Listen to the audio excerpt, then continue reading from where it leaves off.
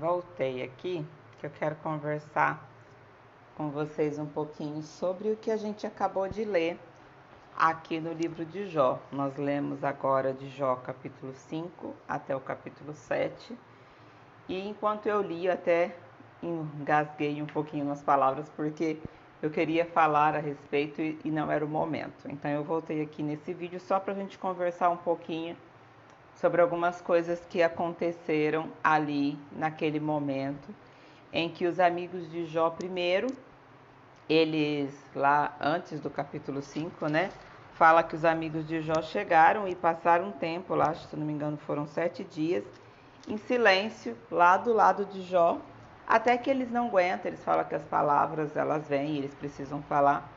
E aí no capítulo 5 inteiro ele está falando sobre o que ele pensa, sobre tudo que ele viu, né? Ele começa a ponderar, ele viu Jó naquela situação, ficou tantos dias ali escutando, observando e vendo o sofrimento de Jó. E aí ele começa a fazer várias suposições, vamos pensar assim, né? Meio que não seria bem acusações, mas suposições de que, eu já vi pessoas muito justas e que aconteceram isso e isso. Eles estão insinuando que há alguma falha, que há algum pecado, por isso que Jó está passando pelo que está passando. Então eles estão ali, de algum modo, insinuando que Jó deveria ir ver com Deus, né, essas questões que estão pendentes, por isso que Deus está castigando ele. É isso que eles estão querendo dizer. Aí depois que Jó ouve todo o discurso dele, Jó volta, né, e pede, em outras palavras, mas o que ele está pedindo ali é a questão da empatia, de colocarem-se no lugar dele. Eles ficaram ali e aí ele fala assim: se tão somente vocês pudessem pesar a minha aflição, ou seja, se vocês conseguissem se colocar no meu lugar, né? Depois lá na frente tem uma parte que ele fala lá do 14 para frente, eu vou voltar aqui no começo do capítulo 6, mas vamos correr um pouquinho aqui. Lá do capítulo 14 em diante, ele volta a falar diretamente a esses amigos, que no começo receberam ele com compaixão, como se fossem amigos, e sentaram ali, e fez até ele se sentir confortável com a presença dos amigos dele. Porém, esses amigos dele já tinham abandonado o temor ao Deus Todo-Poderoso. Por isso, eles enganam a Jó. Já fala assim no capítulo 15: mas os meus amigos enganaram-me como um riacho temporário. Então, por um tempo ficaram aqui comigo, eu me senti confortável, foi maravilhoso ter eles aqui. Depois, eles começam a fazer acusações. Isso me faz pensar naqueles amigos que aparecem, esses comentários que eu queria fazer, que são comentários meus, não está na Bíblia, mas me fez pensar nisso. Daqueles amigos que se aproximam da vida da gente quando a gente está passando por um problema e por um tempo até parece que estão ali para nos ajudar, até parece que estão ali para nos acolher. E quantas vezes esses amigos, depois de um tempinho ali do lado da gente, começam a nos lançar na cara aquela ajuda, começam a ouvir o que a gente está trazendo e levar para outras pessoas, começam a julgar as nossas vidas porque esteve com a gente no nosso momento mais frágil. Então começa a usar desse conhecimento que ele tem sobre a gente para nos julgar, para criar um rótulo sobre quem somos nós. Isso aconteceu com Jó, né? Então assim, os amigos dele enganaram ele, porque no momento em que parecia que estava oferecendo ajuda, que estava oferecendo apoio, na verdade depois usaram isso com palavras para fazer suposições sobre os motivos pelos quais Jó estava passando aquele sofrimento. Só que bem sabemos que Jó não tinha culpa. E eu vou falar disso agora. O quanto que Jó está confiante. Tem uma Bíblia que eu uso que ele fala que Jó teve segurança forte, porque eu vou até ler aqui pra gente, é nessa Bíblia aqui que eu vou ler esses comentários. Os comentários são do John Maxwell, que fala sobre liderança, da editora Sociedade Bíblica do Brasil.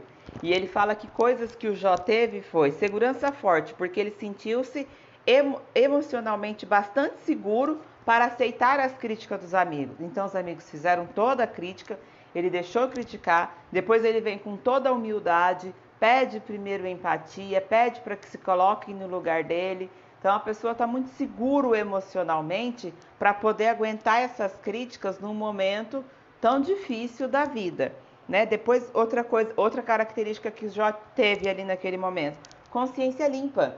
Então ele estava seguro e estava com consciência muito limpa, porque ele tinha convicção de que aquilo que os amigos deles falavam não fazia o menor sentido. Ele até fala sobre isso lá no 24, lá no capítulo, eu vou achar aqui, exatamente onde ele fala que os amigos dele falam por falar, mas não tem embasamento para isso. Eu já vou achar aqui, aí eu mostro. Aí, consciência limpa. Conservou a consciência limpa e sensível em relação aos pecados. Ele estava tranquilo. O 3. Motivos puros. Ele recusou-se a alimentar motivos de autopiedade. Então ele tinha convicção dos problemas dele, mas ele não ficou ali pedindo autopiedade aos amigos dele. E outra característica que essa Bíblia aqui destaca é caráter sólido. Estava comprometido a fazer a coisa certa a qualquer custo. E aí eu vou entrar aqui numa questão bem delicada, que é a questão da falta de desejo de viver, muitas vezes, né? Ele pede para Deus, muitas vezes ele pede para que Deus tire a vida dele, mas em nenhum momento ele tentou tirar a vida dele. E eu não consigo ver ninguém que tenha sofrido mais angústia do que ele. Por que que ele conseguiu? Porque ele tinha uma convicção que Deus estava com ele, que é absurda. É tanto que ele fala assim, lá no versículo 9 do capítulo 6 de Jó. Se Deus pelo menos soltasse a mão protetora dele, ele poderia e pudesse eliminá-lo.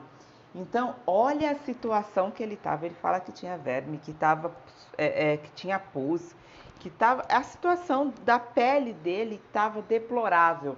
E quando ele deitava para dormir, que era a hora que ele falava, agora eu vou descansar, nem nesse momento ele conseguia ter descanso, porque ele sonhava com sonhos perturbadores o tempo todo. Então ele não teve descanso nem de dia nem de noite durante muito tempo, sem contar que ele tinha perdido tudo que ele tinha, todos os filhos, tudo. Só nem a saúde ele tinha mais. E nem nesse momento ele desacreditou que não havia a proteção de Deus sobre ele. Ainda assim, ele confessa que se pelo menos Deus soltasse a sua mão protetora. Então ele ainda acreditava que existia a mão protetora de Deus sobre a vida dele, apesar de todas as circunstâncias. Ele depois no capítulo 7 vai falar que quem que é o homem? Por que Deus está tão focado nele? Porque ele consegue ver o quanto que nós não somos pó, não somos nada. Muitas vezes a gente acha que somos tanta coisa, que eu não posso fazer isso, eu não posso, sabe, que se coloca num lugar muito acima. E não somos nada perante o poder glorioso e grandioso de Deus. E é esse poder glorioso e grandioso que nos protege, independente de como está a nossa vida. Independente se está tudo dando errado, ainda estamos vivos. Isso significa que ainda estamos sendo protegidos, porque a partir do momento que Deus não quiser mais, nós não viveremos mais. Meu pastor falou recentemente, nem ia falar sobre isso nesse vídeo, mas me fez lembrar que esse ar que nós puxamos não está aqui disponível, porque se estivesse, por que as pessoas ficam com falta de ar? Na verdade, isso é uma permissão, é uma conexão direta nossa com o Pai Celestial. Nós só conseguimos achar ar quando puxamos porque Ele permite, a hora que Ele quiser, cortar esse caninho, acho que já vai falar sobre isso mais pra frente, cortar essa fonte que liga a gente ao ar, que é direto ao trono da graça, a gente para de respirar. Então pode estar tudo dando errado, ainda estamos sob a proteção de Deus, porque se não estivéssemos, nosso fôlego de vida seria cortado. E aí nós iríamos para uma outra esfera, aguardar um julgamento, e seria outra situação. Você ainda está vivo, então ainda há esperança. Você ainda está vivo, então ainda há proteção de Deus sobre a minha e a sua vida. Jó estava tão sem esperança. Olha como a situação. Lá no versículo 11 do capítulo 6, ele fala: que esperança eu posso ter? Ele não tinha esperança nenhuma. Se não tenho forças, como posso ter paciência se não tenho futuro? E aí ele questiona: por acaso eu sou uma pedra? Eu tenho a força de uma pedra? Por acaso a minha carne é de bronze? Ele está questionando a Deus. Lá no capítulo 7 ele vai questionar muito Deus. A gente pode questionar Deus com todo respeito, é claro, sobre a nossa situação, mas jamais deixar de acreditar que estamos debaixo da proteção dele, tá? Eu queria achar, vou ver se eu consigo achar aqui rapidinho, quando ele fala das palavras, que os amigos deles falam, mas não diz exatamente o porquê o que está acontecendo, não mostra para ele, não consegue apontar os defeitos dele, porque falar que eu tenho defeito, eu estou procurando aqui, por isso que eu estou olhando aqui para o lado. Falar que eu tenho defeito é fácil, né? Vir aqui e querer me ficar fazendo a rodeios, mas você deve estar com alguma coisa. É muito fácil, aponta, né? É muito difícil, porque quando a pessoa tem uma vida íntegra perante Deus, como é que você vai apontar, né? E outra coisa, não é minha função apontar os erros dos outros. Tenho muito mais que cuidar de mim, cuidar dos meus erros. Mas Jó pede pros amigos. Ele tem tanta convicção, ele tem um caráter tão sólido, uma consciência tão limpa, que ele pede para os amigos dele que o aponte os erros dele. Porque ensina-me e eu me calarei. Lá no versículo 24 do capítulo 6. Ensina-me e eu me calarei. Mostra-me onde eu errei. Como dói as palavras verdadeiras, mas o que provam os argumentos de vocês? Palavras verdadeiras dói, mas falar por falar não vai levar a nada. Tem uma outra versão aqui que ele diz assim: como são persuasivas as palavras retas, mas que repreende a vossa repreensão. Então ele está perguntando sobre tudo aquilo que foi falado lá no capítulo 5. Assim, falou tantas coisas, mas o que exatamente? A gente na época da faculdade ouve muito eles dizer assim, que a crítica pela crítica não leva a nada. Então fazer crítica e não sugerir uma mudança consistente, o que adiantou? Você está dando só a sua opinião.